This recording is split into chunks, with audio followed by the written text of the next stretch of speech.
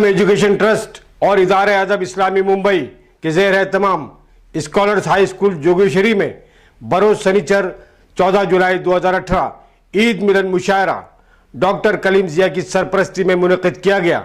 सदर मुशायरा अहमद वसी थे।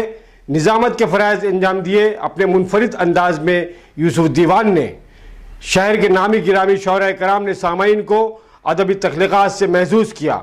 गैर मुस्लिम शौहरा कराम की मौजूदगी ने आपसी भाईचारे और अमन के पैगाम को फ़रोग़ दिया।